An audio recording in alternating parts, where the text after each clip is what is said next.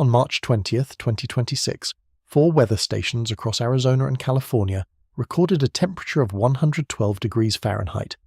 That is hotter than most American cities have ever recorded on their hottest July day. It happened in March, and that one number spread fast. It was easy to understand, easy to repeat, easy to turn into a headline. America just broke its all-time March heat record, a date on the calendar that belongs to jackets and spring training, to muddy backyards and the first daffodils. That date just produced 112 degrees in the desert. From a distance, this story looks straightforward. Most people stopped here, but the headline missed the most important part, because this was not just one hot afternoon in one hot place. This was not one city baking in isolation. This was a sprawling Western and Central American heat event so broad, so early, and so statistically strange that climate scientists began comparing it to the most exceptional heat episodes ever measured in the modern West. And buried inside the science published during the event was a detail that changed the meaning of the whole thing. If you are watching this at home, maybe in Arizona, maybe in California, maybe in Colorado, maybe somewhere much farther east, and thinking, well, that is the desert. That is what deserts do. Stay with me. This story is not only about how high the thermometer climbed, it is not about faraway places you may never visit. It is about what kind of spring Americans over 65 now have to live through. It is about the warning system we are still using. And it is about what happens when the calendar says March, but the atmosphere says late June. The scale of it was astonishing. Between March 16th and March 23rd, more than 1,500 daily record highs were set across the United States. Of those, 660 were also all-time March heat records. And more records were expected after that. States from the southwest to the plains set or tied their all-time March heat records. So did states in the Midwest. Depending on the final review, the count reached 16 or 17 states. This was not one desert story. This was a continental weather story. Start in Arizona. Phoenix had reached 100 degrees in March exactly one time in 131 years of record keeping before this event. One time. Then this heatwave arrived. Phoenix reached triple digits again. And it did not stop there. It hit 105 degrees on March 20th, then again on March 21st. During the full stretch, it logged 8 straight days in the hundreds. In a city already famous for heat, that is not just unusual, that is a complete rewrite of what March has meant in living memory. Move west into California. Southern California cities climbed into the 90s and beyond in the middle of March. Los Angeles was forecast near 98, Riverside above 100. San Bernardino to 105. Overnight lows were expected to stay in the mid-60s to mid-70s. Some foothill areas would not drop below 80. These are temperatures that should belong to the afternoon, not midnight. For March, that meant nighttime temperatures hovering near normal daytime highs for parts of Southern California. Head north and east and the scale only gets stranger. Las Vegas tied or set new March records 9 days in a row. Denver pushed into the upper 80s. Salt Lake City hit the 80s. Albuquerque hit the 90s. Parts of the plains ran as much as 45 degrees above average. You could sweep your finger from California to Minnesota and find records falling everywhere. That size is extraordinary. But the size is not what should stop you. What scientists found hidden inside the data is something most people have never heard. And once you hear it, the whole story changes. That is why meteorologist Daniel Swain called it one of the more meteorologically exceptional events he had seen in recent years in the American West. And he did not say that lightly. This region has already lived through megadrought, record fires, and the Pacific Northwest disaster of 2021. This March event still stood out from all of it. Swain later wrote that by some measures, this ranked among the most statistically extreme heat events ever recorded in the American Southwest. Not just for March, for any time of year, not just in spring, at any time of year. The engine behind it was a massive, slow-moving ridge of high pressure, a heat dome. Scientists described it as among the strongest high-pressure ridges ever recorded over the Southwest in March. Researchers noted it was comparable in strength to ridges more typical of June. March is not supposed to need a June-grade dome. The days are shorter. The ground is not pre-warmed. Scientists noted that generating this level of heat in March requires the atmosphere to overcome conditions, shorter days, cooler ground, that make the same temperatures far harder to produce than in July. This event overcame all of that. Then came the scientific question that now follows every extreme weather event, not just what happened, but why. Scientists at World Weather Attribution published an analysis on March 20th. They asked one plain question: would this heat wave have happened without human-caused warming? Their answer was stark. They concluded that, based on their analysis, heat like this in western North America in March would have been virtually impossible without human-induced climate change. That is worth slowing down for. The researchers were not saying climate change made it a little worse around the edges. They were not saying it merely added a degree or two. The planet is now about 1.3 degrees Celsius warmer than it was before the industrial era. With that warming added to the system, this type of March heat event has become vastly more likely. In their conservative synthesis, it is still about a 1 in 500-year event in today's climate. But without the warming humans have added to the system, it effectively drops out of the range of normal expectation. And there was another fingerprint on the event, one measured in real time. Scientists track how much human-caused climate change has increased the odds of any given day's temperature. On March 20th, as this heatwave spread across the West, Climate Central's Climate Shift Index levels 3, 4, and 5 all reached their largest recorded US extent since tracking began in 1970. CSI 5 is the highest level the scale has. It means climate change made that heat at least 5 times more likely. On that day alone, CSI 5 covered about 3 million square kilometers, roughly 29% of the continental United States, nearly 30% on a single day. In March. Later in the event, Climate Central estimated that more than 42.5 million people across the western United States would experience at least one day of strongly climate-influenced heat between March 24th and March 27th. If you think of climate change as distant or abstract, this event is a direct correction. It arrived not as a whisper, it arrived as a giant coloured swath over almost a third of the country. But if you move closer, past the headline, past the summary, down into the actual data, something even stranger appears. If you want to follow along with what comes next, subscribe now. We go deep on stories like this every week. The World Weather Attribution researchers did not stop with the simple question of whether climate change influenced this event. They also looked at how extreme heat is changing in this region month by month. 12 months, 12 separate trend lines, and that is where this story stops looking like a summer story at all. Most people assume the worst month for heat is July, maybe August. That is where our instincts go. That is where our warning systems are pointed. But the researchers graphed the warming trend for each month of the year. 12 months, 12 lines, and the month rising fastest was not July. It was not August, it was March. That single finding changes the entire shape of this story, and the reason it matters is not something most people would expect. The graph is on the World Weather Attribution website. 12 months, one column for each, and the column that rises highest is March, not July, March. Now the question is why that matters more than the temperatures that made the headlines. That answer lives where climate science meets the human body. Now, to understand why that matters, it helps to know who did this work. The analysis came from the World Weather Attribution Group at Imperial College London. The team is led by climate scientist Friederike Otto and colleagues from partner institutions around the world. This is the group that shows up after major disasters and asks the one question the public most wants answered. Did climate change cause this? Their methods are established, their answers carry weight, and what they found about March should have stopped the news cycle cold. The method is technical, but the idea is not. They take observations from the real world, they combine them with climate models, then they use a statistical model designed for rare extremes. It estimates how likely a heat event would be in different climate conditions. They used real-world temperature observations. They compared those against climate model simulations. So when they say this event would have been virtually impossible without human-caused warming, that is not a guess. That is the output of an established attribution framework. And then they went one step further. They did not just examine March 2026 as a single freak event. They asked how the baseline is changing. How is heat changing in January, February, March, April? Not just average temperatures, the extremes, the hottest multi-day periods, the heat that actually strains bodies, landscapes and infrastructure. There it was. In their Figure 9, monthly mean temperatures showed the highest change in March.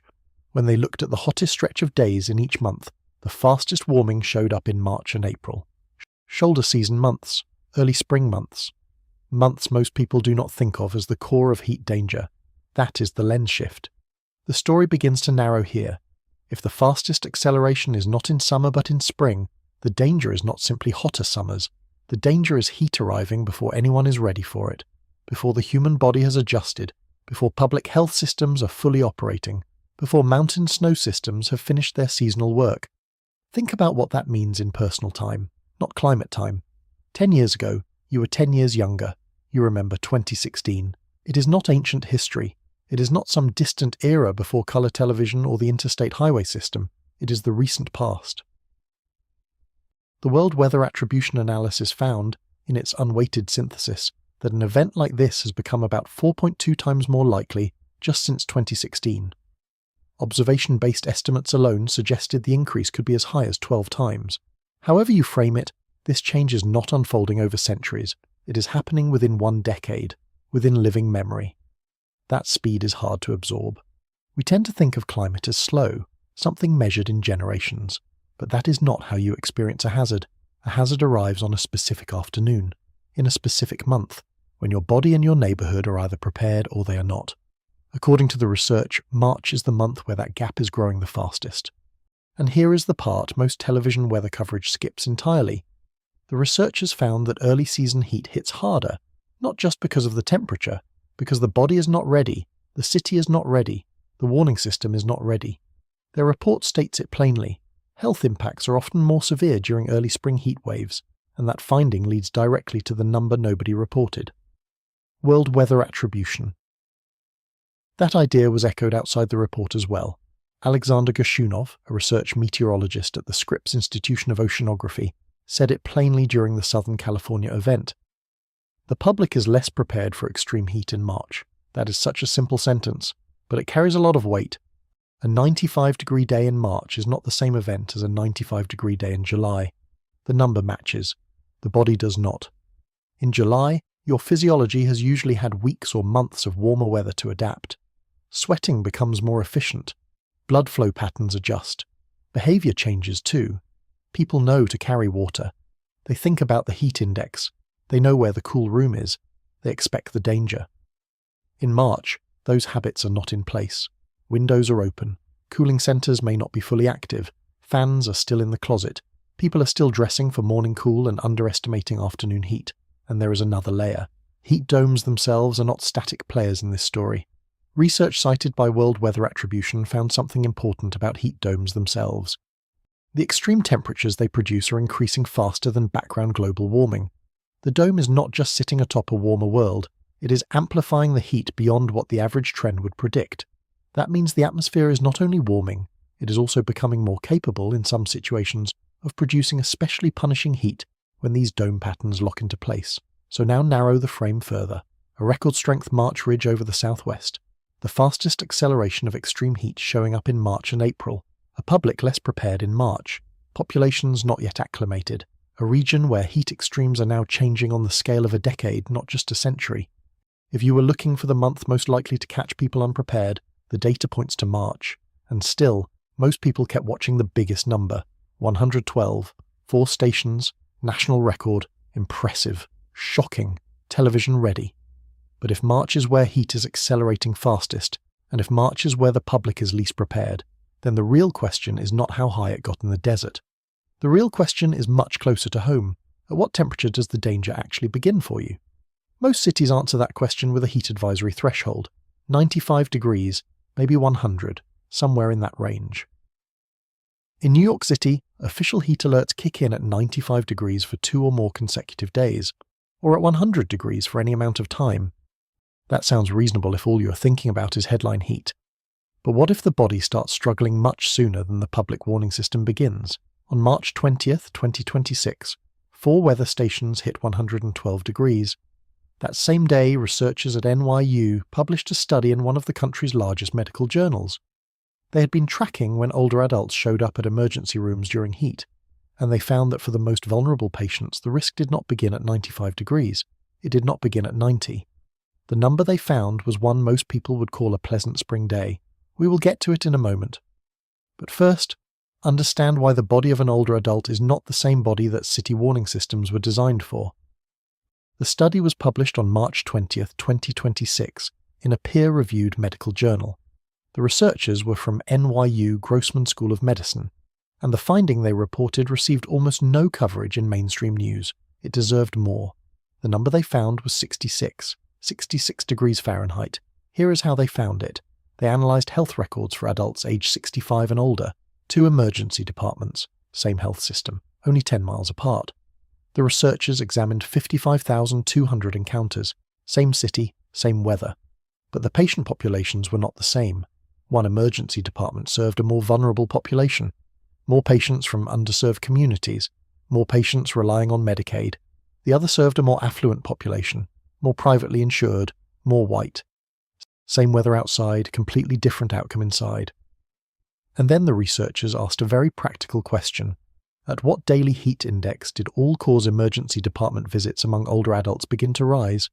Not theoretical risk, not model output, actual people walking through an emergency room door. At ED1, the curve started to climb at 66 degrees Fahrenheit. 66. Let that land for a second. 66 is not a number most Americans hear and think danger. It is a day you might call pleasant, open-the-window weather. But in the more vulnerable hospital, 66 degrees was where the emergency room visits began to climb. PubMed NYU Langone Health there. That one reading, that one number, that is what changes everything. Because the official city threshold for heat advisories was 95 degrees. In the study population most at risk, the danger curve started 29 degrees earlier. 29 degrees of rising risk before the official warning system fully woke up. No citywide alert, no formal trigger, no public message saying older adults in vulnerable neighborhoods may already be in trouble. That is the gap. And the risk was not flat after that. The study found amplified risk between 90 and 101 degrees at ED1. Notice what that means. Even 90 degrees, still below the city's standard 95-degree threshold for a heat advisory, sat in the zone where risk was already clearly elevated for these older patients. Researchers estimated that if warnings had triggered at 90 degrees instead of 95, about 116 emergency visits at that one facility might have been prevented during the study period. And at ED2, no significant association. Same sun, same city, same broad meteorological conditions, different outcome. The weather was not the whole story. Vulnerability was the story. Income, insurance, neighborhood conditions, chronic disease, cooling access, social isolation, perhaps medications, perhaps all of it together. The same temperature passed through 2 communities and did not do the same thing. The weather does not hit evenly when the ground underneath society is uneven. That is the surprise hiding inside the heat story. We're taught to imagine danger as proportional to the biggest number on the screen. 112 must be the danger, 105 in Phoenix must be the danger. But for many older adults, the danger starts much lower, much earlier, and much more quietly than the headline number suggests. The most dangerous heat is not always the heat that looks most dramatic on television. It is often the heat your body was not prepared to negotiate. And in March, the body is almost never prepared. And the physiology behind this is not mysterious. The CDC says adults 65 and older do not adjust as well as younger people to sudden changes in temperature. They are more likely to live with chronic conditions that alter the body's normal response to heat. They are also more likely to take prescription medications that affect how the body controls temperature or sweating. That one sentence from the CDC is quietly enormous. For an older adult, the cooling system is already less flexible. Then layer in common medications. The CDC warns that many common medications increase heat risk. Diuretics, blood pressure pills, antihistamines, beta blockers, some antidepressants. Each one can affect hydration, circulation, or the body's ability to cool itself. So now place that medical reality inside March 2026. A month the climate data says is warming fastest in western heat extremes. A month the World Weather Attribution team says is especially dangerous because people are not acclimated. A month Gershunov says the public is less prepared for. A month when cooling centres may not yet be operating the way they do in midsummer. And a month when the body, especially the older body, has not had time to rehearse for heat. Now add one more medical lens. 3 days before the NYU paper, Harvard researchers published a nationwide study in a major peer-reviewed medical journal. They examined Medicare records from more than 73.7 million older Americans, nearly 28,000 zip codes, across the entire country, from 2000 to 2018. That is not a neighborhood-scale study. That is the country. Their finding, Each additional heat wave was associated with 8.83 extra deaths per 10,000 person years among adults 65 and older. Across the country over the study period, that added up to about 17,600 extra deaths among older adults. So the NYU paper tells you when risk begins to show up in emergency departments for one vulnerable group. The Harvard paper tells you that repeated heat waves are leaving a measurable mortality footprint across older America. And the burden was not shared equally. Harvard found that each additional heat wave killed nearly 3 times more black older adults than white older adults. Black older adults saw 16.50 extra deaths per 10,000 persons per heat wave. White older adults saw 5.85. High poverty zip codes also carried higher risk. Again, the weather is not the whole story. Exposure matters, resources matter, neighborhood design matters. The same heat event does not move through every community in the same way. And here is the detail in the Harvard study that changes everything. They did not define heat waves by daytime highs, they defined them by warm nights, at least 2 consecutive nights when temperatures stayed unusually high. Warm nights, nights when the body cannot unload the heat it accumulated during the day, nights when recovery fails. That detail snaps directly into the March 2026 story. During the Southern California heat wave, overnight lows stayed in the mid-60s to mid-70s. Some foothill areas never dropped below 80 degrees in March. Those nighttime temperatures were close to normal daytime highs for March in many places, so the body was being asked to recover overnight in what should have felt like a warm afternoon. If you are older, or if you care for someone older, you can feel how the pieces are fitting together now. The issue is not just the spike in afternoon heat. It is the failure to cool overnight. It is the slower adaptation of the aging body. It is the medication list. It is the lack of warning in spring. It is the fact that 66 degrees started the risk curve in one vulnerable community, while the official alert threshold sat 29 degrees higher, and one more number deserves a quiet, serious place here. According to NYU Langone Health, heat-related mortality in the United States has risen by an estimated 17% per year since 2016. That rise is happening over the same broad recent period in which the World Weather Attribution analysis says this kind of March heat event has become much more likely. The medical burden is rising. The atmospheric odds are rising. Those are not separate stories. They are the same story seen from different angles. That detail on its own might seem like it belongs in a medical journal, a study about emergency rooms in New York, far from the 112-degree deserts of Arizona. But it is not on its own. When you zoom back out with this one piece of data added, the shape of the entire story has changed. The same heat dome that was pushing older bodies past their limits was also doing something else, something happening far above the desert floor. In the mountains of Colorado and Utah, something was failing, something that 40 million Americans depend on for drinking water, and it was failing during the most critical storage window of the year. In the American West, snow is not just scenery, snow is water storage. That is the simplest way to say it. The mountains collect snow all winter, spring warmth melts it gradually. It flows into creeks, then rivers, then reservoirs. Cities drink it. Farms depend on it. 40 million people depend on the Colorado River alone, and the Colorado River depends on that mountain snow, which means March is not just another date on the calendar for water managers, it is a crucial storage window. In a healthy year, the snowpack in late March is still building toward its seasonal peak. It is supposed to be accumulating, not collapsing. But that is not what happened in 2026. Daniel Swain wrote that the March heat reached even the highest elevations of the Rocky Mountains. It brought what he called an unprecedented collapse of Colorado Basin snowpack. During what should have been the very peak of accumulation season, that phrase matters. Unprecedented collapse. Not a slow fade over a long hot summer, a collapse in March. As of March 28th, the upper Colorado Basin held only 4.3 inches of snow water. The normal for that date is 14.3 inches. The previous all-time record low for that date was 10.3 inches. Read that again carefully. The snowpack was not just below normal, it was nearly 60% below the previous all-time record low, not 60% below average, 60% below the worst it had ever been. To understand what that means for your water, keep listening. That one statistic deserves a moment. Records are supposed to be hard to break, especially record lows. Yet this one was not merely broken. It was shattered by nearly 60%. And California was telling the same story. By March 27th, California mountain snowpack had fallen to about 10% of the normal level for that date. Researcher Daniel Swain wrote that if the extreme melt rate had continued, California could have been headed toward essentially no snowpack left by early April, which would have raised the prospect of the earliest snowwater equivalent meltout on record. Everyone knows the Colorado River story. Reservoirs dropping, legal fights between states, drought. But what March 2026 added to that story is new. This collapse did not unfold over a dry winter. It accelerated in a single heat wave. The timing is everything. In Colorado, snowpack typically peaks in early April. Around April 6th is a common benchmark.